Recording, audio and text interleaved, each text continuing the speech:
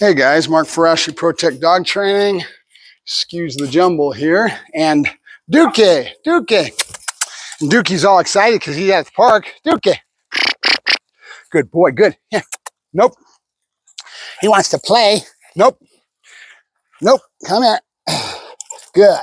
And I want to talk about a couple things. I've got Bane, and I just did a video on Bane. I'm not sure I'm going to post it because I had to do a couple corrections, and I don't like having to show the public some of that stuff because Bane is the dog that's a biting dog. He's got a severe aggression problem. He's bit his owner already 4 times. The last time he mauled him and really just chewed into his hand, so the guy said he couldn't handle it anymore. So I've got the dog back, and it was just basically a misplaced relationship dynamic is the best way I can explain it. Some people just don't understand, and this person was out working with trainers. That dog's trained to the T. Bane is something else. He does all kinds of things. But as I've been saying over the last month or so in a lot of my videos, training is not just heel, sit down, stay. Especially with these stout dogs like these Dutch Shepherds that don't suffer fools lightly. You have to know what you're doing, and you have to understand the nature of the beast that you're working with, because they are going to try to vie possibly for dominance within the pack.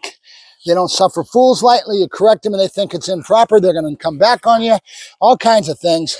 And in their development, usually what I'll do is I'll start dominating and do it at a certain time and make sure I put myself over the top of that dog with a lot of different subtle things at a certain age bracket in the dog and take the wind out of his sails and make him realize that I am the dominant force in his life.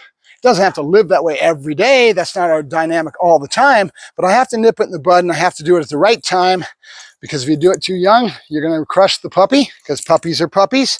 You do it too old, and you're going to have to take the fight, and now you got to fight the dog, and that could ruin your relationship later on. So when you do it is important, and I can't tell you exactly. There is no exact time, and every dog's different, so not every dog is going to have to be this way, but with a genetic predisposition I had with Arrow's puppies, I found that would be the best way. Buddy and me have a great relationship, and he never think about trying to challenge me. He doesn't feel awkward at all about me slapping him on his back and dominating him. He doesn't care because he trusts me, right? There's a relationship dynamic. So with Bane also, one of the big things that his owner did not desensitize him for his paws, his mouth, looking at his ears, doing all the things that we need to do. And you hear about the purely positive people and a lot of the science of training, sit down on the couch with a bowl of hot dogs and just sit there and play with his paws, and do this once, twice a week.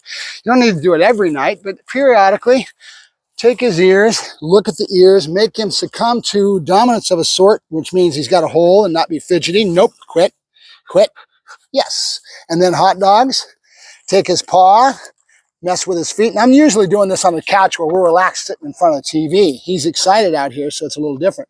But mess with his paws, right paw, a little bit of a left paw. Keep the hot dogs right there and giving him the positive at the right moments. Take his mouth. Good. He doesn't like it too much because you're messing with his mouth. Make him realize that he doesn't really have a choice. You want to be kind with it, and a little bit of dominance saying, knock it off. You're not going to, I'm the boss type of thing. You're working through it. Hey, no, that's enough. I said no. Good. There's dominance, right? Good. He wants to do what he wants to do. He wants to be a precocious puppy. So we're going to put him into a mode of training. Duk-ie. Oh, yeah. Good boy. Good. That's my boy. Good. We're working on this gait and working on our healing. Good boy. Duk-ie. Good. Oh, yeah. Good. That's my boy. Good. Yes. Good boy. Good. Oh, yeah. Good. Oh, yeah. Good. Nope. Yes. Good boy. Good. Yes. Just like I'm charging the clicker, I'm charging my yes marker. Yes. And the reason we're doing that is because we're moving towards the yes marker a little bit more often all the time. And I should have brought my bowls and my table, and I forgot them. So what I was trying to accent there is when you've got a young dog, make sure that you do the things you need to do to teach him to be able to be handled. Because like Bane, you can't touch his feet, his paws, anything without him getting tight, and then he gets aggressive and you're going to get bit. Right now, our relationship with Bane is he's living a lot of his time with me in a muzzle, because now I'm safe. And I can put this pressure on him as far as me making him succumb to getting handled without being worried about getting tagged. He tried to tag me this morning, and I did a pretty aggressive correction. I'm not sure I'm going to post that. But there's a relationship dynamic that says, I'm the boss. You have to allow me to do these things, whether you like it or not. That's with Bane. With a puppy, you do it in a very non-confrontational manner, and you just have him on the couch and you play with his paws, you're watching TV, make it all fun, right? And slowly, to the point where the dog just gets so used to you doing this sort of thing with him that he doesn't worry about it anymore. He'll let you mess with his mouth. Good boy, good. He'll let you mess with his paw. Nope. Hey. Right now, he's being a precocious because we're out in the park. He's excited. It's an area that he gets to play most of the time.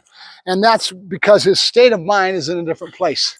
But take his state of mind in the house when you're relaxed and doing in those areas, you're going to have a lot different of an environment that's going to dictate a different thing. It's kind of like what I'm talking about when I'm talking about that off switch, right? What you're doing with that, you're doing the same thing.